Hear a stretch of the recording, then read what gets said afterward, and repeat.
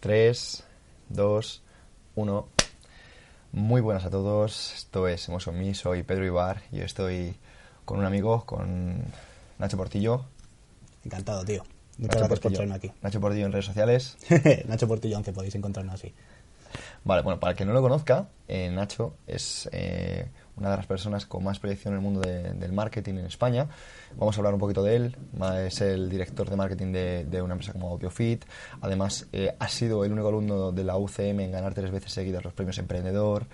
Tiene su propio proyecto que se llama Kinetic. Ha ganado los premios Emprendedores de la IE School entre más de 500 proyectos. ¿Qué podemos decir de Nacho? Bueno, pues de Nacho has hecho un buen resumen.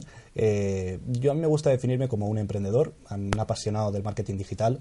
Es por eso que hoy en día trabajo como director de marketing, pero también tengo mi propia agencia porque no me quiero centrar solamente en el marketing, sino también en emprender, en crear mis propios proyectos y en aprender. Y en cuanto a de qué forma podría definirme fuera de ese entorno laboral, pues soy una persona que me gusta seguir mejorando cada día, me gusta entrenar, me gusta pasármelo bien con mis amigos y sinceramente siempre me gusta que la gente de la que me rodeo me aporte, como es el caso por ejemplo de Pedro, como es el caso de mis compañeros de AudioFit, y de esta forma poder seguir mejorando. Nacho, ahora mismo estamos viendo que el tema del emprendimiento cada vez es más mainstream, está más en boca de todo, como se podría decir. Sí. Y me gustaría que hablaras si es una moda o cómo va esto. Bueno, yo te voy a hablar de la situación que hemos experimentado en España. Bueno, últimamente, los últimos, vamos a decir, más o menos 9 años, 8 años, como tú bien sabrás, ha habido una crisis económica en España y esto, bueno, pues ha hecho que caiga muchísimo el nivel de empleo, la precariedad laboral aumente, etcétera. Entonces, cuando pasa este tipo de cosas suelen darse dos posibles vías. Una es que la gente estudie más, que es lo que ha pasado, que la gente, por ejemplo, tiene ahora 2 carreras o tiene 2 másters o sabe hablar varios idiomas. Y otra vía es que la gente emprenda. Esto está muy bien, ya que normalmente cuando la gente emprende, cuanta más gente emprenda, más posibilidades de crear una gran empresa y de que un país tenga una buena empresa tecnológica. Pero ¿qué pasa? Que en España hoy en día está muy de moda emprender porque es algo cool, es algo que es guay, ¿no? En plan eso de estoy luchando por mi proyecto, estoy haciendo 1000 cosas, cuando en realidad la mayoría de esos emprendedores son lo que se llaman emprendedores de postureo. O sea, son emprendedores que están todo el día con Instagram o con el MacBook Air o diciendo, oh, es que no encuentro financiación, es que esto es muy jodido.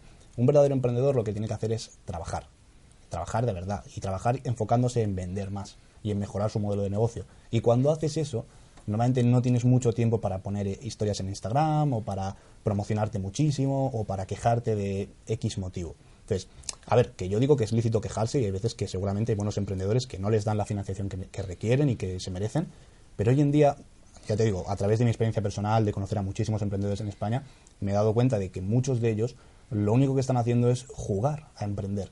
Porque papá y mamá así están más felices, o sus amigos, o así parece que están haciendo algo, o pueden poner en LinkedIn que son el CEO de una empresa cuando en realidad no son nada. Y eso no es ser emprendedor. Ser emprendedor es otra cosa. Muy interesante, Nacho.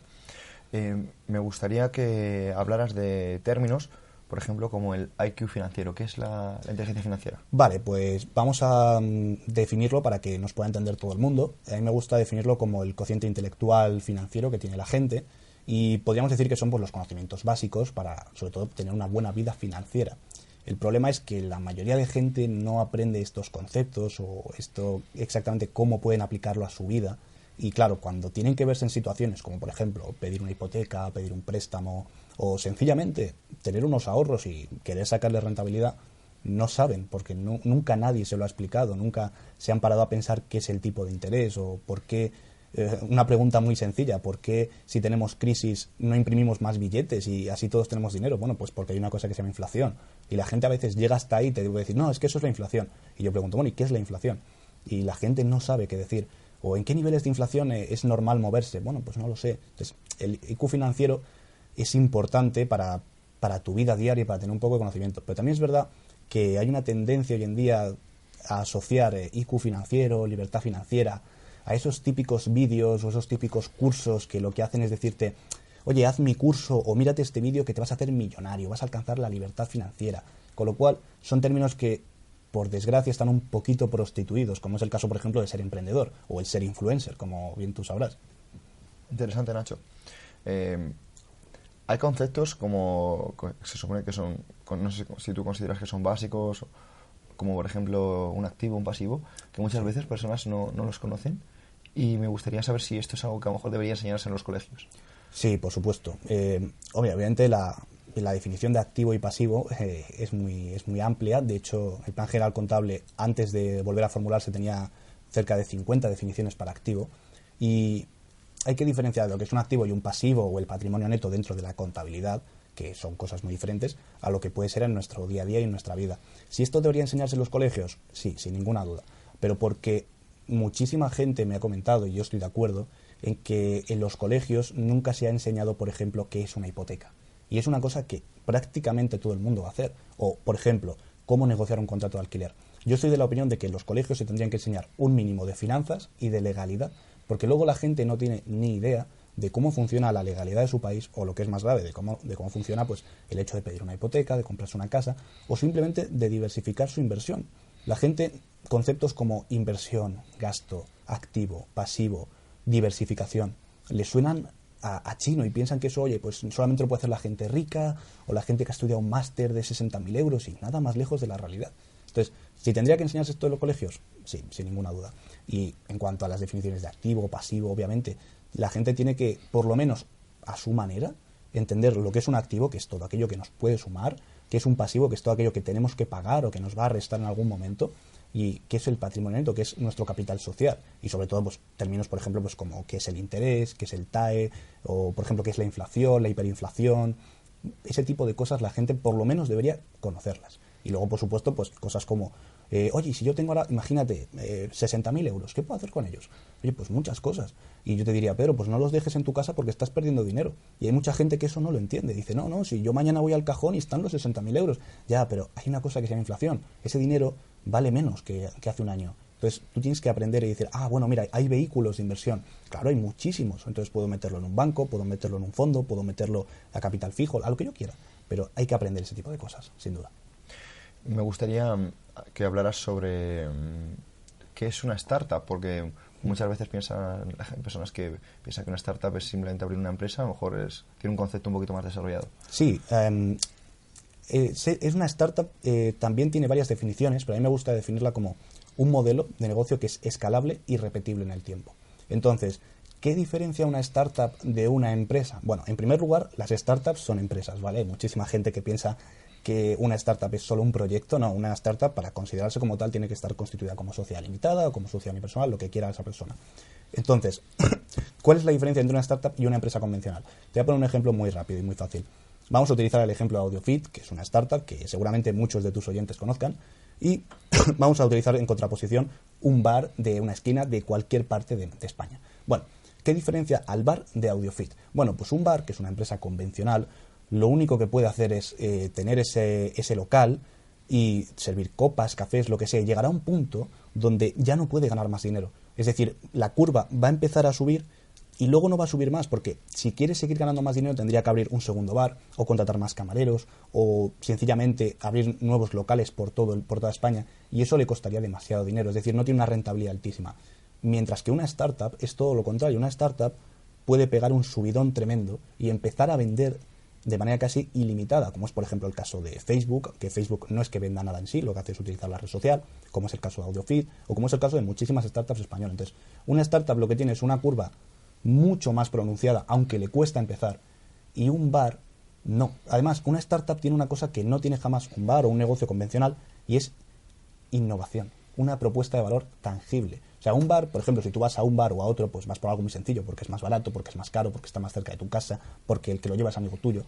Pero una startup rompe con algo del mercado y lo que hace es directamente traer algo nuevo, traer algo mejorado, y es una propuesta de valor mucho más fuerte que la que puede tener un negocio convencional. Esa sería un poco la diferencia de startup y empresa. Muy claro, muchísimas gracias, Nacho.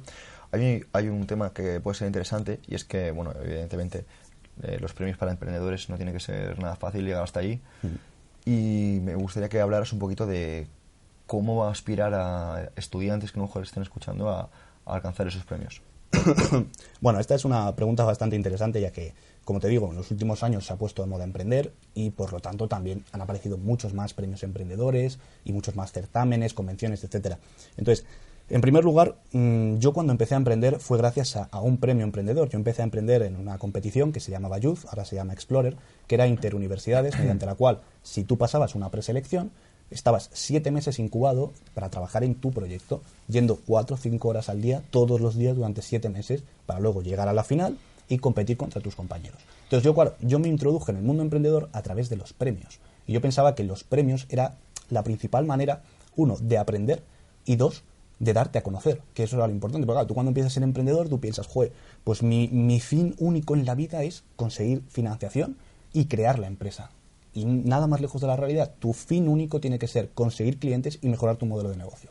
Entonces, volviendo al tema de los premios, yo, como te digo, estuve en Youth, luego gané 3 años seguidos los premios de la Universidad Complutense de Madrid, gané los premios del IE Business School, fui finalista por Trilogy como uno de los 3 mejores emprendedores universitarios de España y luego he sido finalista en decenas de premios. Y además con AudioFit también habéis ganado. Con AudioFit hemos ganado este año último el premio de la Universidad Complutense de Madrid a Mejor Idea Innovadora, con Kinetic gané los 2 años anteriores. Entonces, yo tengo ya algo de experiencia, podemos decirlo así, en premios emprendedores. Y yo siempre digo, a ver, los premios emprendedores son una buena forma de empezar, porque, claro, tú cuando empiezas a emprender, pues no tienes mucha idea y no sabes ni por dónde empezar. Entonces, en esos premios, si sobre todo hay un proceso de incubación o un proceso de formación, de estar con otros emprendedores, te sirve mucho, pero hasta determinado punto. Porque luego te das cuenta, que es lo que me pasó a mí, de que la mayoría de gente que está en esos premios no son emprendedores 100% efectivos. Porque, como te digo, están en algo que no deberían estar. Su objetivo no tendría que ser ganar 20 premios. Su objetivo tiene que ser tener muchos más clientes. Entonces, para los chavales que digan, oye, joder, quiero empezar con los premios emprendedores, ¿cómo va eso? Bueno, pues es muy sencillo. Hoy, gracias a que hay, ya te digo, una moda de emprendimiento, hay muchísimos premios de ayuntamientos, del Estado, de entes privados. Pues, por ejemplo, todas las universidades, o casi todas, tienen sus propios premios emprendedores. Luego tienes Youth, que ahora se llama Explorer, que es a nivel nacional. Y bueno, luego ya a nivel internacional tienes muchísimos premios. Tienes, por ejemplo, TechCrunch, que es el premio de emprendedores más importante de todo el mundo, que se celebra todos los años y pueden aplicar a ellos. ¿Cómo se aplica a estos premios? Bueno, pues muy sencillo. Online, directamente, muchos de ellos ni siquiera requieren que tengas la empresa constituida porque son premios para proyectos, con lo cual no hace falta constituir la empresa. Y puedes simplemente pues entregar tu resumen ejecutivo, tu plan de empresa o lo que te esté pidiendo cualquiera de ellos. Pero mi recomendación es, si algún chico que nos esté escuchando está en la universidad o dice, oye, tengo ganas de probar esto de emprender, vale, empieza por los premios, empieza a aprender lo que es el modelo del lienzo, el modelo del Canvas, pero no te quedes demasiado tiempo ahí porque corres el riesgo de estancarte y lo que es más peligroso, de pensar que tú estás mejorando cuando igual llevas 3 años que lo único que estás haciendo es ganar pues, un premio que tampoco tiene mucha, bueno, si por ganar 1.000 o 2.000 euros más o por ganar un poquito de reconocimiento, pues tampoco es muy importante, la verdad. Muy interesante. Y hablando de esos premios universitarios, ¿es imprescindible una carrera universitaria para ser un buen emprendedor? No. Taxativamente, no. Pero es que tampoco es necesaria una carrera universitaria para tener un gran empleo. O sea, yo, por ejemplo, tengo una carrera universitaria, tengo un máster en el IE Business School, y a mí siempre que me pregunta alguien, oye, joder, ¿tú todo lo que sabes de emprender lo has aprendido en clase? No. Todo lo que sé de emprender lo he aprendido emprendiendo. ¿Que luego ha habido algunos conocimientos más en el máster que en la carrera que me han servido? Sí. Pero, por ejemplo, yo entré en el máster del IE Business School porque gané los premios del IE Business School, porque a mí no me avergüenza decir que yo no podía pagar la matrícula del IE. O sea, pero no podía haber pagado ni la mitad. Entonces, cuando gané y quedé primero, me dieron una beca del 100%. Entonces, gracias a emprender, yo estudié ese máster. Y el hecho de, ¿hace falta una carrera de empresariales para emprender? No. ¿Hace falta una MBA? No. Ahora, lo que hace falta es que, ¿quieres emprender? Perfecto, vas a tener que aprender ciertos contenidos y vas a tener que aprender a hacer cosas determinadas. Por ejemplo, vas a tener que aprender a dirigir tu empresa, vas a tener que entender cómo funciona un modelo de negocio, qué es la monetización, algo de publicidad digital. Entonces, ¿para eso tienes que ir a una carrera? No, no tienes por qué, porque seguramente te vas a gastar más tiempo y dinero del que deberías. Y tampoco es necesaria una carrera para trabajar en grandes empresas. La gente, ¿sabes lo que pasa, Pedro? Que la gente tiende a ser autocomplaciente y lo que quiere es un camino ya marcado. ¿Por qué? Porque es muy sencillo. O sea, yo te doy un camino y te digo, mira, Pedro, ¿tú quieres ser millonario? Joder, claro, ¿quién no quiere ser millonario? Yo creo que nadie me ha dicho que nunca que no esa pregunta. Y te digo, vale, perfecto, Pedro, pues vas a estudiar una carrera, luego vas a estudiar un máster, te vas a ir un año a Estados Unidos a aprender inglés y vas a tener un trabajo de la leche. Entonces, claro, tú me dices, perfecto. Y luego, cuando acabes todo este proceso, si no eres rico, me echarás la culpa a mí y dirás, Nacho, es que tú me dijiste que hiciera esto. Y tú dirás, es tu culpa, no es mi culpa. Nos gusta echar la culpa a la gente, queremos que otros nos marquen el camino, como pasa por ejemplo con las carreras. ¿Por qué a la gente le da miedo no tener una carrera universitaria? Porque piensa que no le van a reconocer y piensa que no va a aprender esos contenidos fuera de la universidad. Mira, hay programas universitarios que no enseñan nada, o sea, enseñan cosas muy desfasadas, muy antiguas. Por eso no es necesario tener una carrera. Ahora, si no tienes esa carrera, tienes que aprender tú esos contenidos por tu cuenta. Y ahí viene lo difícil, porque tú te vas a marcar tu propio programa, tus tiempos y dónde vas a aprender. Con lo cual, ¿es imprescindible una carrera? No, de ninguna manera, ni para emprender ni para tener un buen trabajo. Nacho, me gustaría que hablaras de si consideras que es importante ser un buen inversor.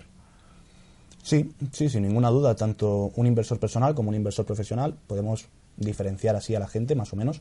Yo creo que todo el mundo además que tenga un excedente financiero, es decir, que no vaya muy justa, que no pueda ahorrar nada, que hay gente que no puede, la verdad es una desgracia. Y los inversores profesionales, que eso ya es otra cosa, que es gente que no maneja su propio dinero, sino que maneja el dinero de otras personas, pero eso ya es una profesión. En cuanto a si debemos ser buenos inversores, por supuesto, porque primero, eso nos ayudará a tener más inteligencia financiera, que es lo que estábamos comentando antes, y en segundo lugar, tenemos que aprender a sacarle rentabilidad a nuestro dinero, poca, mucha, la que cada uno quiera o pueda. Y también, obviamente, hay gente que tiene unos ahorros de 5.000 euros y hay gente que tiene unos ahorros de 250.000 euros, no es lo mismo. ¿Cómo se puede ser un buen inversor? Bueno, pues para ser buen inversor lo primero que hay que hacer es conocer el campo de inversión. Hay mucha gente que me escribe y me dice, Nacho, tal, me encanta cómo comentas todo el emprendimiento, quiero invertir en startups, ¿tú sabes cómo decírmelo? Y digo, sí, no inviertas en startups, no inviertas en startups. O sea, ¿tú sabes algo de startups? No. Bueno, ¿y sabes algo del modelo de negocio donde está esa startup, donde quieres invertir? Por ejemplo, si es una startup como AudioFit, ¿conoces el sector del fitness en España? No, tampoco lo conozco. Pues si no conoces el sector ni el vehículo de inversión, ¿cómo vas a invertir en ello? Tienes que ser un experto, conocer mucho de ese campo y de ese vehículo de inversión, porque no es lo mismo invertir en una startup que invertir, por ejemplo, en letras del tesoro o en criptodivisas o en otras muchas cosas. Yo, por ejemplo, en eso soy conservador, yo invierto en aquello que yo sé y que yo más o menos entiendo. Ahora, otra opción es decir, no tengo ni idea de, por ejemplo, de criptodivisas, pero tengo un broker que me lleva las cuentas, ¿vale? Perfecto. Oye, pues eso está muy bien. Esa persona es un profesional y esa persona te va a llevar las inversiones. Pero lo ideal sería que también tú sepas un poquito, porque si no volveremos a lo de antes, a autocomplacernos y decir, si la cosa sale mal, es culpa del broker. Nunca va a ser culpa mía. A ver, si la cosa sale mal, el broker tendrá su culpa, pero tú también, porque tú has tomado la decisión de delegar esa función en ese broker porque no querías hacerla tú. Eso al fin y al cabo es ausencia de lo que mencionabas antes, como de IQ financiero, ¿no? Personas que no conocen. Sí, la gente a veces, por ausencia, o sea, a veces también la gente piensa que no se puede invertir. O sea, hay mucha gente que no sabe que tú puedes invertir con un ordenador, con el que tenemos aquí ahora mismo, en muchísimas cosas. Y la gente no sabe que con ese mismo ordenador puedes aprender a invertir. A ver, también hay que ser conscientes de una cosa, y es que cualquier cosa en la vida que sea importante, interesante o nos dé dinero no es fácil, ¿vale? Esta imagen que se vende hoy en día de que vas a conseguir dinero muy fácilmente por internet, no, vender por internet es muy difícil. Es muy difíciles las cosas, o sea, o ganar dinero invirtiendo, por ejemplo, a las criptomonedas. Yo soy inversor de criptomonedas y yo estoy continuamente viendo las fluctuaciones del Bitcoin o del Ethereum o de otras criptodivisas, y hay gente que piensa que invertir en el Bitcoin es ganancia segura. Hombre, ganancia segura si sabes cómo va. Si no, pues no vas a tener ganancia segura. Entonces, o piensan, esto es muy sencillo, esto me leo un PDF que me he bajado de internet de 20 páginas y ya soy experto. No, hombre, no, con un PDF de 20 páginas lo siento, pero no vas a ser experto. Entonces, tienes que tener un background, una formación básica para entender que la vida no es tan sencilla. Es decir, que no por bajarte un PDF de 20 folios vas a ser un experto, y que no por simplemente ir a una charla o ver un vídeo en internet lo vas a ser tampoco. Nacho, justo ahora mismo está pasando un avión, pero me gustaría preguntarte qué opinas de invertir a la larga en el S&P 500. Bueno, no me parece mala opción, ya te digo. Yo, por ejemplo, en el tema de invertir en bolsa, de cosas más convencionales, de invertir también, por ejemplo, en el IBEX, ¿sabes lo que pasa? Que en el tema de invertir, por ejemplo, en el Nasdaq o en Nikkei o en IBEX 35, la rentabilidad no es tan alta. O sea, yo, por ejemplo, en ese aspecto prefiero vehículos de inversión como las criptomonedas porque, por ejemplo, el Bitcoin tiene una fluctuación diaria del 10%. O sea que a poco que más o menos hagas las cosas bien vas a ganar dinero. Ahora, ojo, tienes mucho más riesgo de perderlo. En contraposición, invertir en el Nasdaq, invertir en el IBEX 35, en S&P 500, pues ¿qué tiene? Pues que es mucho más seguro, porque obviamente salvo una catástrofe mundial, mañana no va a quebrar Apple, o mañana no va a quebrar Avertis o cualquiera de estas empresas, y no van a fluctuar demasiado. Estamos hablando de que el BBVA, si su acción baja en un mismo día 20-30 céntimos, es mucho. Estamos hablando que el Bitcoin puede pasar en un día de valer ahora mismo $3.400 a 3.900.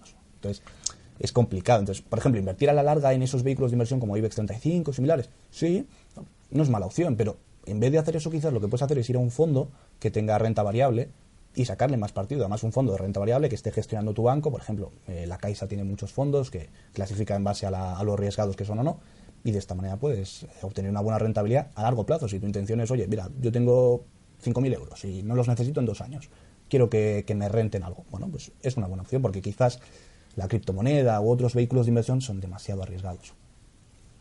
Muy interesante. ¿Es España un buen sitio para emprender?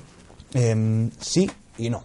Y te lo explico. A ver, en primer lugar, tengo que decirte que si tú eres buen emprendedor, o si un país tiene buenos emprendedores, da igual lo que haga el país, que ese talento va a salir y va a crecer. Eso es así. Entonces, en España es bueno emprender, es un buen sitio para emprender. Por un lado sí, porque, joder, de hecho, si te fijas, tenemos startups muy potentes. Por ejemplo, tenemos Cabify, tenemos Hawkers, Wallapop, Fintonic, CartoDB, Witaka. O sea, no es casualidad que en los últimos 8 años hayan surgido empresas como Hawkers que valen más de 1.000 millones de euros y son, como quien dice, 8 amigos que estaban en la Universidad de Elche y, bueno, les apetecía montar un negociete. Entonces, por ese lado, ¿es un buen sitio para emprender? Sí, porque hay un buen ecosistema, es decir, hay muchos emprendedores, estamos muy conectados, nos llegan muchas influencias de Estados Unidos, eso también es verdad, pero a nivel operativo, no es un buen sitio para emprender. ¿Por qué? En primer lugar, porque en España no se apoya demasiado a los emprendedores. Y con esto no me refiero a que te den dinero. O sea, yo, por ejemplo, nunca pediría que el Estado me financiara un proyecto porque me parece algo descabellado. Pero lo que sí me fastidia es que a los emprendedores si me lo permites, nos puteen de esta manera. Pero como putean a los autónomos o a las pymes, o sea, no estoy hablando de que sea solo a los emprendedores. ¿Cómo nos putean? Bueno, pues de 1000 maneras. Por ejemplo, tema burocracia, tema inflexibilidad, tasas, licencias, impuestos. Estás más tiempo pensando en todo eso que en conseguir clientes. Y yo lo he experimentado en amigos míos que han montado un negocio tanto digital como físico aquí en España, y es que les veo que digo, oye, pero si estás todo el día, que si tienes que hacer la liquidación trimestral del IVA, que si tienes que hacer la tasa de no sé qué, que si tienes que hacer la burocracia, el papeleo, el formulario tal. Oye, pero ¿cuándo estás buscando clientes? Ah, bueno, pues por la tarde. Ya, pues que en vez de buscar 6 horas estás buscando 2. Y es que en vez de tener la cabeza despejada y decir, mira, yo hago una vez al año mi declaración como empresa, tal, y ya está. No, tienes que estar continuamente con la alerta en la cabeza para ver, oye, tengo que entregar esto, no, tengo que entregar aquello, me va a pillar, me van a meter una multa. Entonces, yo, por ejemplo, que a mí hay gente que me lo pregunta, ¿dónde emprendes tú? ¿Dónde recomiendas emprender? Yo, por ejemplo, mi startup, mi empresa, la tengo constituida fuera de España y la tengo constituida en particular en Estonia. Estonia es un país que sí que ha sabido atraer el panorama emprendedor y el talento emprendedor. Y no lo ha hecho, por ejemplo, con cosas como, no pagas impuestos. No, hombre, claro que sí pagan impuestos. O sea, en Estonia, por ejemplo, el impuesto de sociedades se paga al 20%. Pero ¿qué pasa? Que si tú ese dinero lo reinviertes en tu empresa o lo dejas dentro del país, no hay impuestos de sociedades, porque el dinero no se ha movido.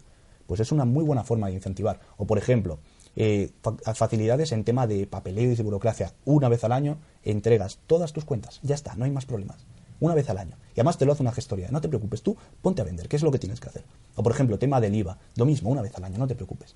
Por ejemplo, Estonia es un buen país para emprender, Malta, Irlanda, y si hablamos ya fuera del continente europeo, bueno, pues sin ninguna duda, Silicon Valley, en California, Texas también es verdad que tiene buen panorama emprendedor, y Corea del Sur, por ejemplo, también es muy buen sitio. Delaware también, ¿no?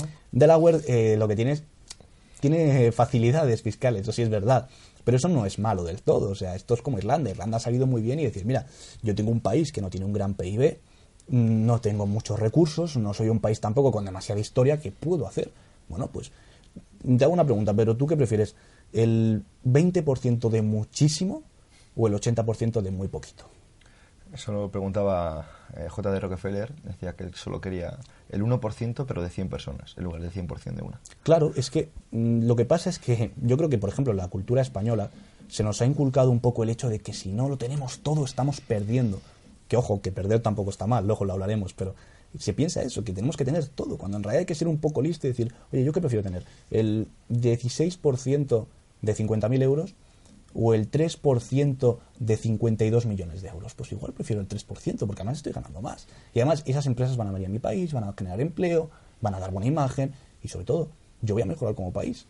Entonces ahí ya cada uno decide. Yo creo que en ese sentido España se ha quedado un poquito atrás. Y es una pena porque, joder, ya te digo, estamos sacando grandes startups que el problema es que no están en España. O sea, operan en España, pero luego tú ves que están, por ejemplo, en Irlanda constituidas, o están constituidas en Delaware, o están constituidas en Malta, o con mi propia empresa en Tallinn. Y eso es un poco una pena, la verdad. Pues comparto totalmente, Nacho. Me gustaría que hablaras de cómo ves la economía mundial. Bueno, esta es una pregunta bastante amplia, la verdad. La economía mundial, yo no soy economista, no me gusta decirlo en plan soy economista, porque yo no lo soy, yo estudié ADE, no estudié economía, y a mí la economía tampoco es una ciencia que me atraiga demasiado, me trae lo justo. Y en cuanto a, por ejemplo, la economía mundial, ¿qué te puedo comentar de ella? Bueno, la economía mundial obviamente habría que ver qué diferencias hay, porque, por ejemplo, no es lo mismo la economía sudafricana que la economía americana o la economía de Corea del Norte y de Alemania. Pero sí te voy a hacer una reflexión, y es que, para mi gusto, la economía en los últimos años ha pegado un cambio radical. Y se debe en gran parte a los emprendedores. ¿Por qué se debe a los emprendedores? Bueno, en base a la globalización, que hoy en día estamos hiperconectados en cualquier parte del mundo, la globalización, la conexión que tenemos, la digitalización. Y te pongo un ejemplo muy claro. Tú imagínate que hace 20 años, que tampoco es tanto tiempo, 20 años en realidad, tú hubieras querido montar un negocio de comprar y vender productos, lo que sea, bienes, por ejemplo, ropa. Quieres ser importador y exportador.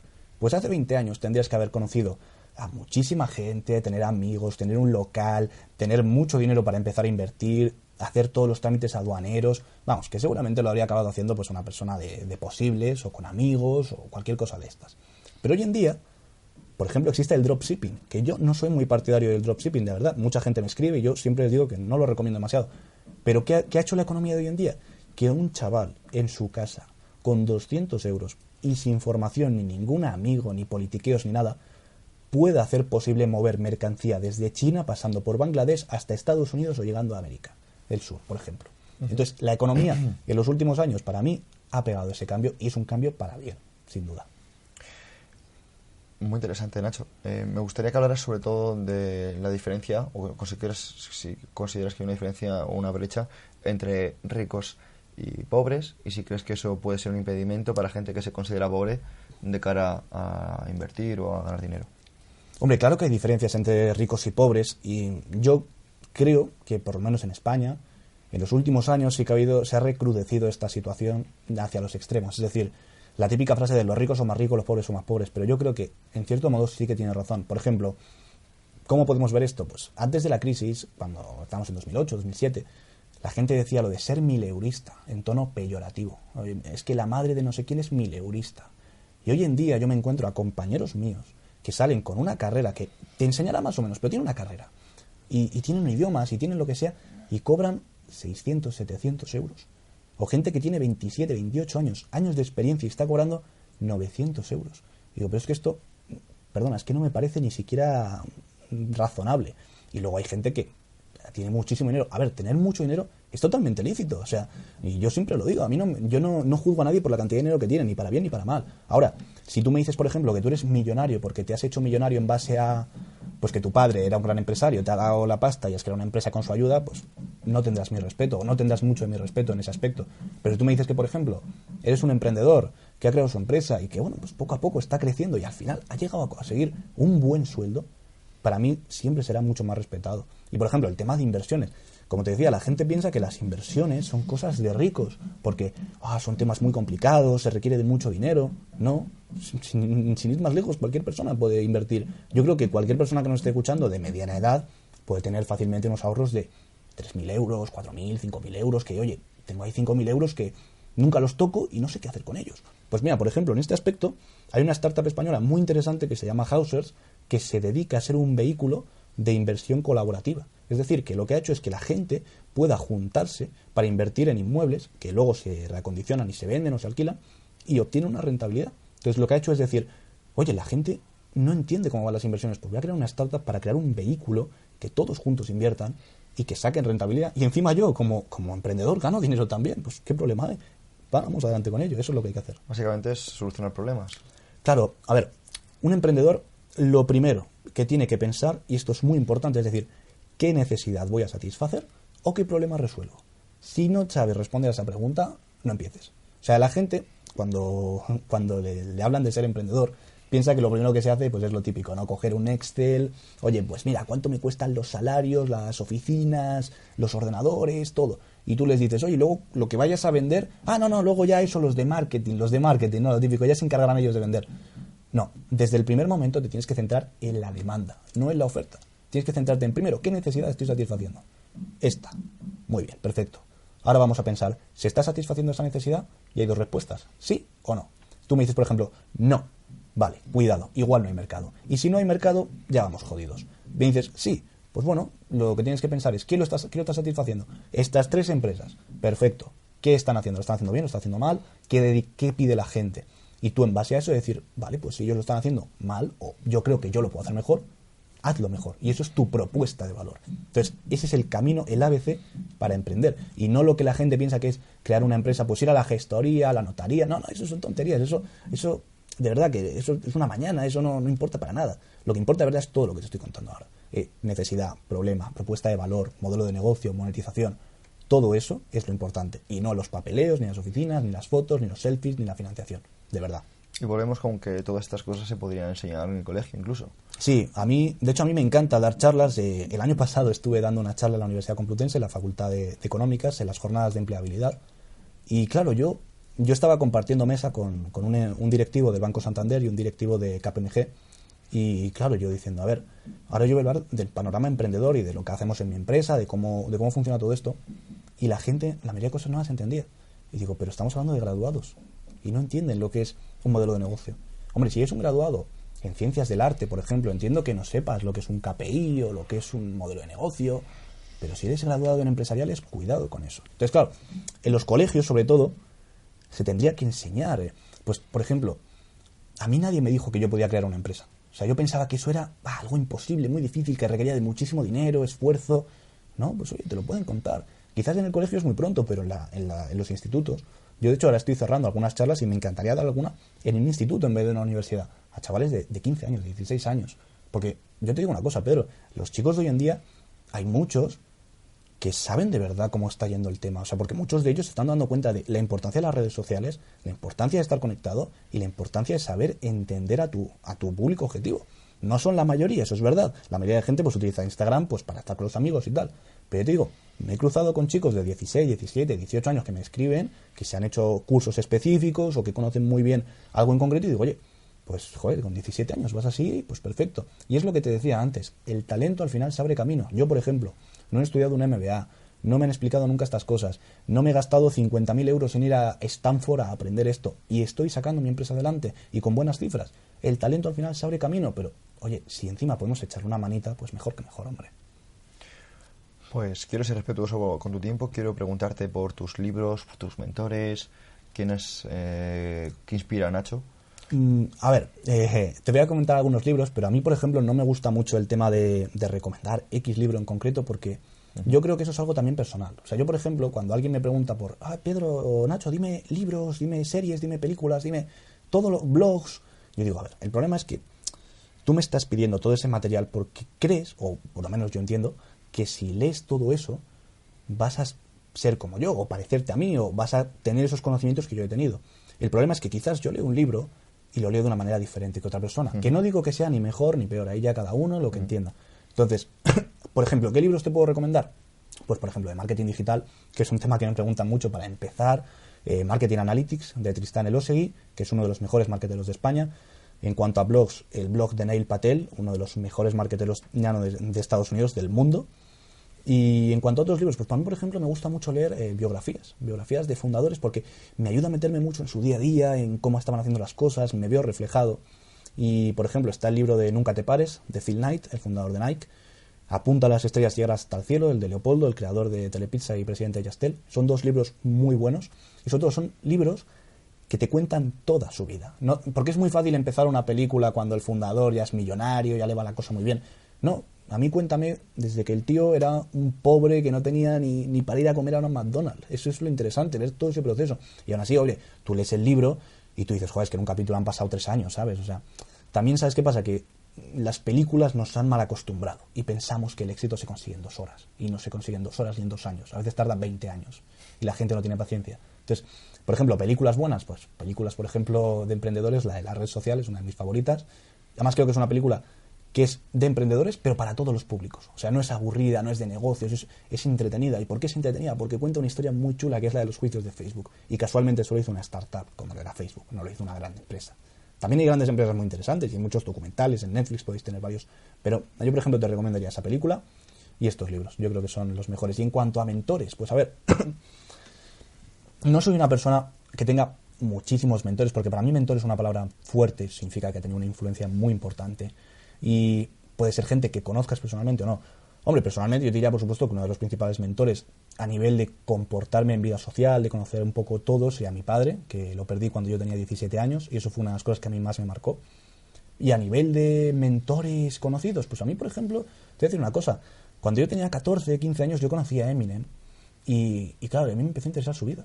Y yo me leí la biografía que él tenía, me vi su película, escuché todas sus canciones, y claro, yo empecé a pensar y dije, para quien no conozca a Eminem, pues cuando él tenía un poquito más de 20 años, él estaba en la peor parte de Detroit, una ciudad sin economía, o sea, hablamos ahora de España, pero Detroit en esa época estaba mucho peor, que no tenía un duro, que tenía una hija, una mujer que discutía con ella y estaban fatal, no tenían ni un duro, viviendo prácticamente en una chabola, le discriminaban por ser blanco, una cosa que también ha sucedido en el mundo, y era un chico que se la jugaba todo a que sus canciones le fueran bien, a que tuviese éxito. Y cómo fue un día de casualidad que le invitaron a ir a lo que serían las batallas de gallos de la época, a nivel nacional, quedó segundo y a partir de ahí empezó su carrera. Pues a mí me motivaba mucho el saber cómo una persona era capaz de transformar toda esa presión en gasolina para seguir creciendo. Y eso era, por ejemplo, Eminem es uno de los referentes y en ese aspecto. Y quizás alguno más, bueno, pues es que la palabra mentor, ya te digo, me parece muy fuerte. Obviamente hay muchísimos personajes de los que saco pues ciertas cosas. Por ejemplo, a mí me encanta ver las series de televisión. Pues quien quiera aprender a hablar en público no tiene más que ver El Mentalista y ver a Patrick Jane en acción, que es una de las mejores interpretaciones que he visto de este actor, de Simon Baker.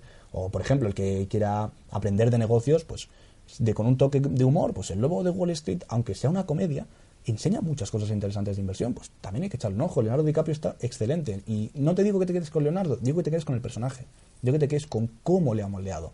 O, por ejemplo, pues películas, series, todo ahí ya lo que tú quieras. Y, por ejemplo, si tú quieres ver una serie de emprendedores, hay una que se llama Silicon Valley, la tienes en HBO, creo recordar, muy interesante. O sea, si quieres ver cómo es el programa emprendedor en Silicon Valley, tienes ahí la serie. Muy interesante, porque te estás enfocando también no solo en los conocimientos, sino en los valores del personaje, ¿no? Lo que ha vivido. Claro, porque yo creo que los conocimientos está bien, y para eso, por ejemplo, están más los libros, o están más quizás los cursos, los PDF, los vídeos, pero también es importante entender cómo es la personalidad. Y yo me he dado cuenta de una cosa, Pedro, cuando ya he conocido, pues por ejemplo, a mí me gusta mucho Mark Zuckerberg, me gusta mucho Tim Cook o Jeff Bezos, y claro, o Elon Musk, por ejemplo, la biografía de Elon Musk también es un libro muy a tener en cuenta, y cuando yo me leo todos estos libros, digo, ellos han hecho cosas muy diferentes a nivel empresarial, pero han tenido una serie de similitudes a nivel personal. Y por ejemplo, ahí entraría en ese saco Eminem, que no es un empresario, que es un cantante, que en el fondo también es un empresario. Entonces dices, al final hay un denominador común en todos ellos y es que confiaron en sí mismos, que no se rindieron y sobre todo que no lo tuvieron fácil. Que la gente a veces piensa que Mark Zuckerberg es rico por arte de magia, porque bueno, se le ocurrió Facebook. No se le ocurrió Facebook, se le ocurrió, lo ejecutó y solucionó 1000 problemas. Elon Musk, 3/4 de lo mismo. Eminem, 3/4 de lo mismo. Entonces me gusta enfocarme en lo personal y en lo que me puede enseñar dentro de ese campo. Muy interesante. ¿Qué concepto o qué mensaje te gustaría que la gente se quedara con él? Pues aquí te voy a decir dos conceptos que yo creo que son interesantes. Te voy a decir primero el que yo creo que es un poquito menos interesante y luego el más interesante. El primer concepto es que la gente se tiene que dar cuenta de que emprender es posible, o sea, puede hacerlo cualquier persona, no hace falta una carrera, no hace falta un máster, no hace falta nada, hace falta muchas ganas, pero que emprender no es lo que se está viendo hoy en día en la mayoría de gente. O sea, emprender es Hawkers, es Cabify, es Witaka, es AudioFit, es CrossFit Me, o sea, no va de números, va de cómo lo ejecutan. No es el amigo este de, es que tengo un amigo súper emprendedor que ha abierto un bar de copas. No, pues eso no es ser emprendedor, perdona que te diga.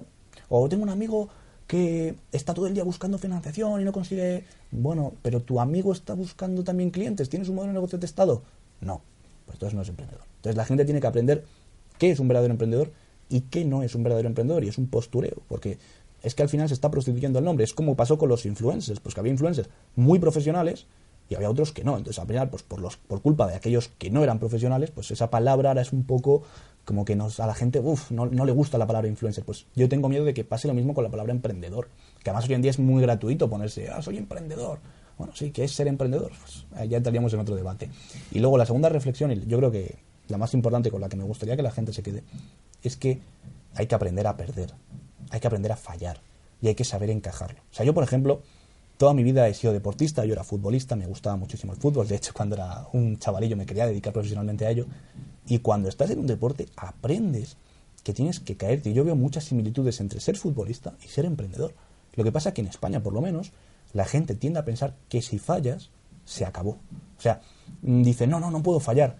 Pero tú no sabes que el éxito no es un camino en línea recta. O sea, son 20.000 hostias que te has ido dando y te levantas. A mí mucha gente me escribe y me dice, joder, Nacho, ojalá fuera como tú. Mira, joder, 22 años, tu propia empresa, director de marketing en otra, tantísimos premios, tal, matrícula en el IE, tal. Y digo, ya, pero ¿qué te crees? ¿Que yo no me pega hostias? Es que tengo demasiadas, yo creo. ¿O qué te crees? Que yo cuando empecé a emprender tenía ni puta idea de lo que hacía. Pues no tenía ni una décima parte de idea de lo que hacía. ¿Y me avergüenza? No me avergüenza decirlo. Me he caído 1000 veces y me voy a caer 1000 más. O sea, tú no tienes que estar pensando, no me voy a caer, no tienes que pensar, me voy a levantar. Y lo más importante es, cuando te caigas, tienes dos opciones. Una, quejarte y que no te valga de nada esa caída. Y dos, aprovechar ese conocimiento. O sea, lo mejor de un fallo, de una caída es no volver a cometerlo. Entonces, hasta que no lo cometas, no vas a evitarlo. Entonces, lo que yo diría a la gente que nos está escuchando ahora, tanto, por ejemplo, si son chicos jóvenes de la universidad o de instituto o lo que sea, no os preocupéis, caeros, que no está mal, pero tenéis que levantaros, eso es lo importante, ¿vale? O sea, obviamente no os dejéis caer, tampoco caigáis en la autocomplacencia de, es que no puedo, es que es muy difícil. No, pero no tengáis miedo a fallar, no tengáis miedo a que las cosas no salgan a la primera, porque no salen a la primera, de verdad, perseverad. Y no pasa nada tampoco porque estés 2 años emprendiendo y digas, pues esto ya no es lo mío. Pues muy bien, pues te cambias, no pasa nada. Tampoco hay nada malo en pivotar. Es que la gente se quede con ese mensaje, que perder o que caerse no es malo. Lo que es malo es no levantarse o no sacar ningún tipo de contenido de eso. Y ya para terminar, Nacho, ¿cómo vemos a Nacho en unos años? Pues a ver, depende de en cuántos años, pero a mí me gusta decir siempre, mira, yo desde pequeño siempre he tenido muy claro que yo iba a tener éxito en lo que hiciera. O sea, ha habido momentos que lo he dudado y, como te digo, aprendí a caerme, aprendí a confiar en mí mismo, pero yo siempre digo que tienes que confiar en ti mismo, ser tu máximo valedor y tu máximo crítico. ¿Dónde estaré dentro de unos años? Seguramente no viva en España, porque tengo pensado no vivir en España, por lo menos a corto o medio plazo. A mí me gustaría, por ejemplo, vivir por Estados Unidos o quizás en algún otro país europeo o en Asia, no lo tengo claro todavía. Tampoco tengo claro si viviré en un único sitio. Lo que sí tengo claro es que estaré emprendiendo. O sea, ya sea con Kinetic, como estoy haciendo ahora mismo, haciendo más cursos o quizás como director de marketing en otra startup, o quizás me apetece crear otro nuevo proyecto, pero seguramente estaré con eso, no tengo ninguna duda, y entrenando de vez en cuando, disfrutando con mi pareja, con mis amigos, y te digo una cosa también, estaré aprendiendo todos los días, seguro. Seguro que sí. Seguro que sí. Pues muchísimas gracias por todo este tiempo. Gracias a ti, Pedro, por invitarme aquí, la verdad que ha sido un auténtico placer. Bueno, pues nos vemos pronto, Nacho. Muchas gracias, tío. Gracias.